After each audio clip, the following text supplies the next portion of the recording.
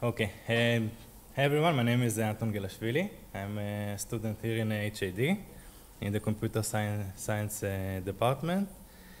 And I want to present you with my thesis, which is ADHD severity recognition in the wild using a video camera.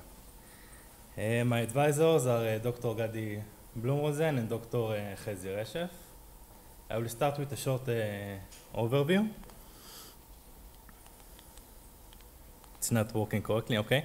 I will start with a small background. I will talk about the current diagnosis methods. I will show you our solution, describe the technology, and show you the results of the research. So ADHD stands for Attention Deficit Hyperactivity Disorder. It's a common behavioral and neurological disorder.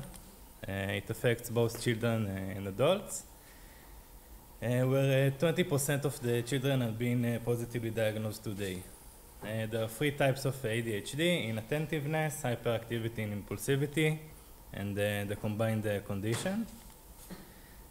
Let's talk about the diagnosis methods today. If you want to get diagnosed, you start with going to your local neurologist or psychiatrist, and he will probably use a rating scale. The main ones are a Connors rating scale, a behavioral assessment for children, and an adult ADHD self-report scale. But this method suffers from some issues, the lack of accessibility of physicians, and in some places the long distance that you need to travel. They don't always reflect real-life conditions such as stress or even just playing it. And it may suffer from subjectivity and cultural bias also.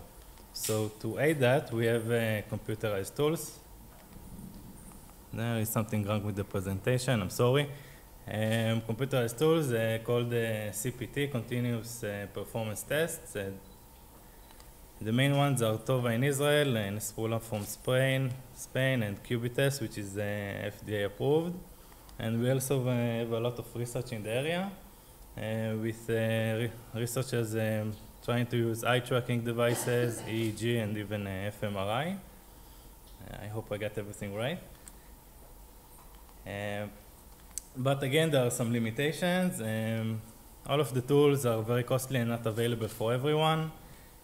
Some of them require expert training. And again, they don't always reflect real-time real life. You might get stressed in a test, or you haven't slept and you will get misdiagnosed. Which leads us to the motivation to our research. We wanted to use something that is not so fancy. We wanted to see if the body can tell us something about the condition of the patient. So we saw a lot of research in the area. In particular, in this research, you can see that the subjects are children, and they were monitored during some class or presentation, and their body movement was monitored. Jump. And the results were that you can see here the graphs represent the trajectory of the head movement.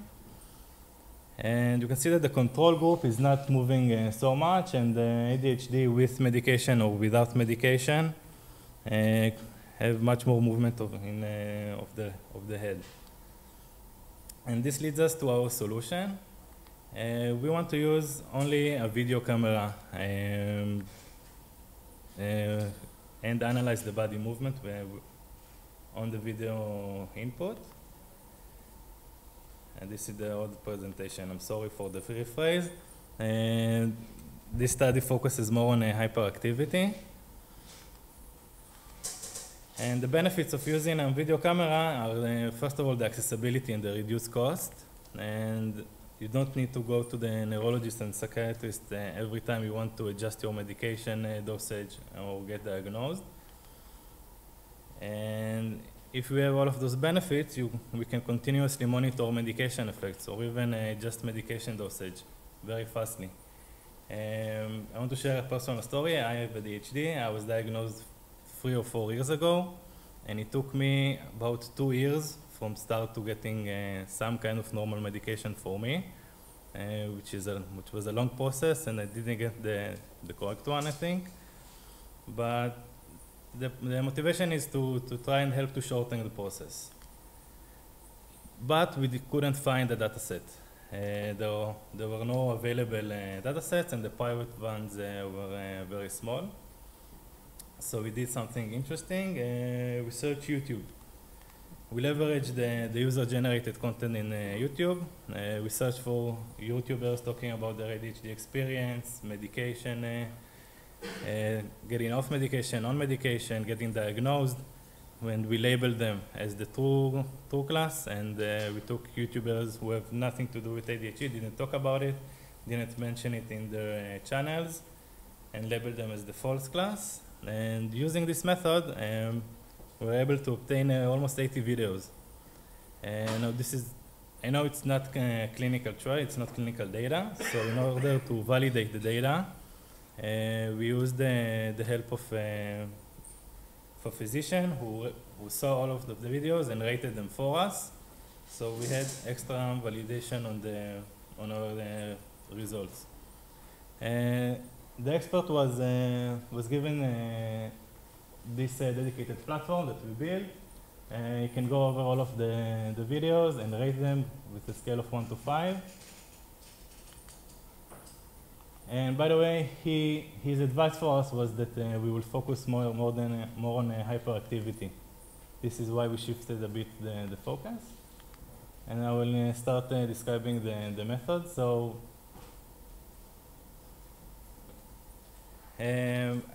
we are getting video footage as input, and we want to train our models. So the first thing we do is we convert the video into skeleton in order to eliminate as much noise as we can and focus only on the body movement.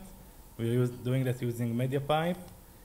And we then calculate expert domain features, do pre-processing, and we use 2 types of classifier, classical machine learning classifiers, and 2 very interesting deep learning models. And then we validate using the labels we got from the YouTubers and the labels we got from our expert rater. And we also divided the dataset to 2 datasets for males and females. So the algorithm gets video as an input and converts all of the videos to 30 FPS, frames per second, converts the format, resizes the videos, and then transforms them into skeletons. As I said, the skeleton was done using Google's MediaPipe, which is state-of-the-art. We use only the upper body joints because all of the videos are doing during sitting and talking to a camera. So we took only the active joints. And another benefit is that the data is in 3D joints, meaning real-life joints. And the features that we extracted are pretty basic. We use distance, speed, and acceleration between each frame and frame of the video. We augmented the data, I will talk about it later. And after extracting the distance and speed features, we didn't want to work with time series data, so we aggregated them back using statistical methods such as mean, median, and standard deviation. Of the movement of each joint. We took each joint and calculated its distance between frames. And in the clip, we get all of the distances going. Same for speed and acceleration. And after doing that, we aggregate it back using statistical methods, as I said. And we also calculate correlation between joints. For example, pinky and the left shoulder. We also track the volume of the movement in the space and the area. So those features are pretty basic, but here you can see the distribution of the classes for some arbitrary features I chose. And we can see that they have a very high correlation with the target label, the ADHD label, and we can see that it has a nice ability to distinguish the 2 classes. I want to talk a little bit about the data augmentation we did. We didn't want to work with the entire video for 2 reasons. The first one was that we didn't have a lot of videos and we wanted to augment it. And the second one was that we wanted to get prediction in a short amount of time. So we did, as I said, we used two methods. The first one is just splitting the video into subclips, meaning that the first subclip is from frames 1 to 100, and the second one is 100 to 200, and so on. And the second was a sliding window. So here the first subclip is 0 to 10, and the following are just jumping 10 frames in every single step. So we did the augmentation, and then we had to tune the parameters, the window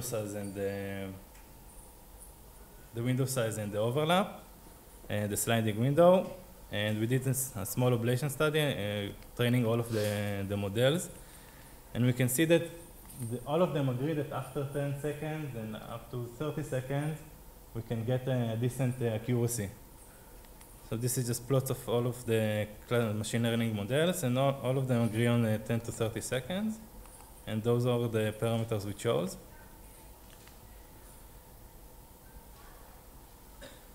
So now we are left with, we have all of the subclips, and we are left with predictions for each subclip and subclip. And we want to aggregate them back to a prediction for the entire video. So we used two methods for that. The first one, pretty naive, it was majority voting. And the second was training a classifier on the probabilities of each window and window. And we evaluate using accuracy, area under the curve, and the F1 scores. I want to go very briefly about the deep learning models I used. There are two of them. The first one is not so known. It's called temporal and contextual contrasting. It was originally designed for time series data, and it was designed for IoT wearable devices.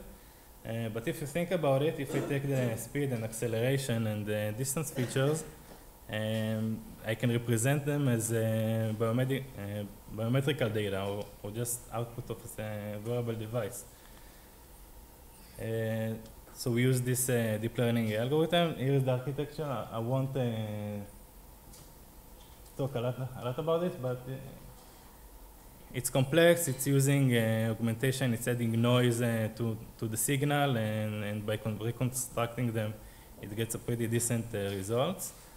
The second one is a bit more interesting. It's TabNet by Google. It's a pretty new deep learning algorithm. And the main advantage of him is that you don't need to work so hard to get to explain the features. It has explainable features. It rates the features, and we can know how we got the diagnosis, which is very important if you want to use this for medical use, because you can know what led you to the prediction. And going to the results, TCC and TabNet on the left are the deep learning models, and on the right you can see the expert rating. The expert rating's accuracy. So we can all see that for the female data set, we achieved a pretty high score, and we even managed to beat our expert that rated the videos. And I want to say another quick thing about the augmentation we did. We saw that after 10 seconds, we are confident enough to get a prediction. But if we aggregate many predictions, we get an even more accurate prediction. So these ROC curves are only on the subclips. And when I aggregate them, you can see that it's not that beautiful as the last one, but the accuracy increases dramatically. And this is the last plot. Here we are measuring the algorithm based on the self-rater, the expert rater. So this is the correlation the algorithm has with him. And we can see here that again the two deep learning models have a pretty nice correlation with him. So for summary,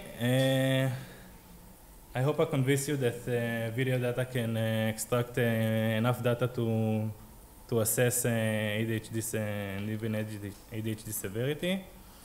And the algorithm can give a decent prediction after 10 seconds. And it wasn't a clinical trial, so we didn't have a lot of information about the videos. We didn't know if the subject took medication or not. And in the female database, the self-label, the algorithm was more accurate than the expert label. For future work, we can develop an algorithm that improves that detects the, sorry, it's,